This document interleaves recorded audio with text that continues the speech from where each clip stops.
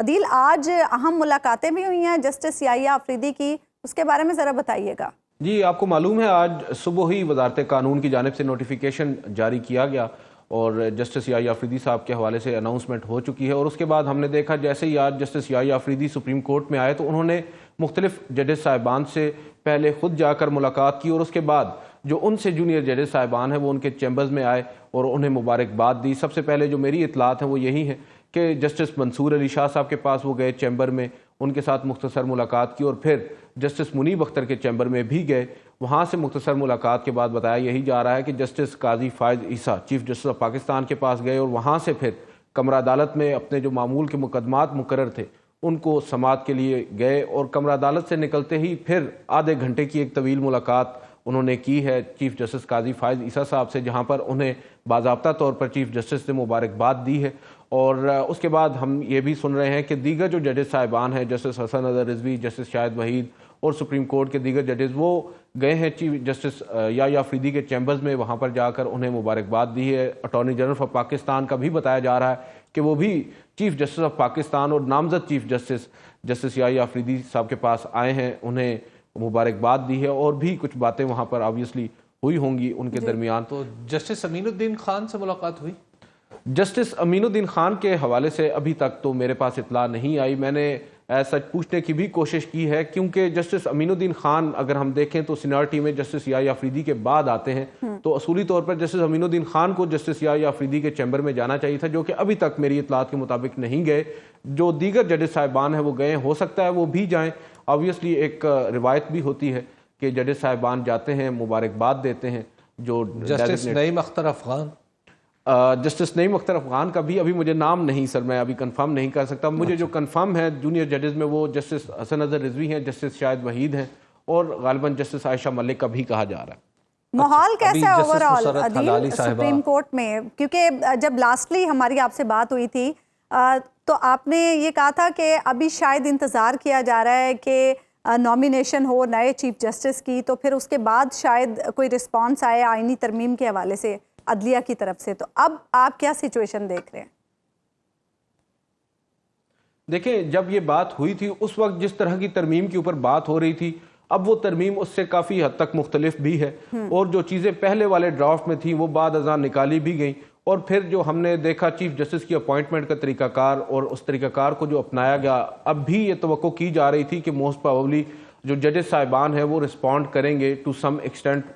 हमें ये इतलात भी थी, मगर फिर अंदाज़ा ये हुआ क्योंकि जस्टिस मंसूर अली शाह साहब को जब नॉमिनेट नहीं किया गया, उनको अपॉइंट नहीं किया गया, उसके बाद एक जजेस साहिबान में भी खफकी की लहर तो ज़रूर दौड़ी है। इवन जस्टिस याहिया अफरीदी के बारे में भी कहा जाता है कि he was also not satisfied. फिर उन्हें शायद दीगर जजेस साहिबान जो उनके करीब हैं उनकी जानिब से मशवरा दिया गया कि अगर आपको किया जाता है तो आपको एक्सेप्ट करना चाहिए और चीफ जस्टिस ऑफ पाकिस्तान के ओहदे का हलफ उठाना चाहिए। ये हमें जो इतलात मिली हैं उसके मुताबिक तो ऐसी बात है। और मोस्ट प्रॉबेबली अब जो जजेस साहिबान हैं वो इंतज़ार में हैं कि किस तरीके से जस्टिस काजी फायद साहब का जो टेन्योर है वो मुकम्मल हो, क्योंकि जो काजी फायद ईसा साहब का टेन्योर रहा है ओवरऑल वो तो हमने देखा। जो गुज़िश्ता रोज़ चीफ जस्टिस मंसूर अली शाह साहब के हवाले से कमेटी का इजलास होना था, उस इजलास से कुछ ही देर कबल एक ऐसा नोट सामने आ जाना जिसका कोई वहम गुमान में भी नहीं था, क्योंकि वो note chief justice Qazi Faez साहब ने लिखना ही नहीं था, वो जस्टिस जमाल खान मंदोखेल का नोट आना था। मैं मखसूस नशस्तों की बात कर रहा हूँ, मगर उन्होंने अपना एक इजाफी इख्तिलाफी नोट लिख दिया और उसमें उन्होंने कुछ ऐसे ज़ाती नोयत के हमले किए हैं जस्टिस मंसूर अली शाह साहब पर। और मेरी इतलात ये भी हैं कि वो जो नोट लिखा गया और जिस टाइम पर वो जारी हुआ उसके बाद वो नोट गालिबन जो 12 रुकनी कमेटी है जजेस की चीफ जस्टिस की अपॉइंटमेंट के लिए जो बैठती है उस कमेटी में भी वो नोट आया और वहाँ पर भी उस पर बहस हुई। तो कुछ लोग ये भी मानते हैं कि चीफ जस्टिस का ये जो नोट है ये भी शायद एक बहुत बड़ी रुकावट बना है जस्टिस मंसूर अली शाह साहब के चीफ जस्टिस बनने पर, क्योंकि उससे कबल भी इतलात ये आ रही थी, इवन हुकूमती साइड से भी लोग ये कह रहे थे कि हो सकता है जस्टिस मंसूर अली शाह ही आइंदा आने वाले चीफ जस्टिस हों। और मैं हो सकता है जो है वो कह रहा हूँ एहतियातन, अदरवाइज बहुत से ऐसे लोग हैं जो दावा कर रहे थे, जो खबर दे रहे थे और जो हुकूमती साइड के थे कि जस्टिस मंसूर अली शाह ही चीफ जस्टिस होंगे। तो ये तमाम वो बातें हैं जिनकी बेस पर जो वकला कम्युनिटी है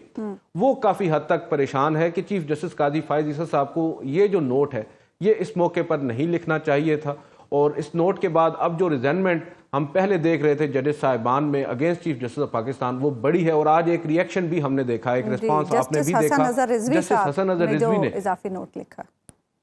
जी बिल्कुल जी, उन्होंने जो नोट लिखा है उसमें उन्होंने directly chief justice Qazi Faez ईसा साहब को ये बात बावर कराई है कि अगर आप किसी एक फैसले में किसी जज की तस्दीक करेंगे तो आपको किसी दूसरे फैसले में उसका जवाब भी मिल सकता है। और वो जवाब आज उन्होंने नैब तरमीम वाले केस के अंदर अपना एक इजाफी नोट लिखकर दे दिया है। और ये एग्जैक्टली वही तमाम तर चीज़ें हैं, वही तमाम तर जो बातें हैं जो कल चीफ जस्टिस काजी फायद साहब ने की हैं, उनको आज आप कह सकते हैं कि शिकवा का जवाब शिकवा दिया। बताइएगा अदील कि यानी अगर मैं देखता हूं एक तालिब इल्म के तौर पे, तो जस्टिस मंसूर अली शाह साहब का और जस्टिस मुनीब अख्तर का रवैया, जो ये जो रिएक्शन है वो निहायत मैच्योर है और ऐसा है कि जैसे आप मुबारकबाद दे रहे हैं और इस फैसले को खुश दिली से कबूल किया जा रहा है। तो आप ये देखते हैं कि ये जो खुश दिली का जो इजहार हो रहा है आगे भी ऐसे ही नजर आएगा?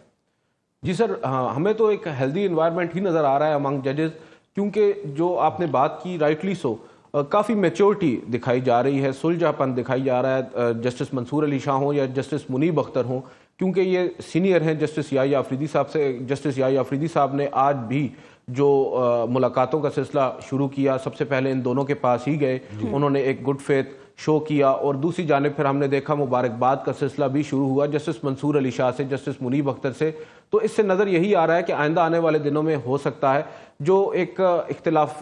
इख्तिलाफात की एक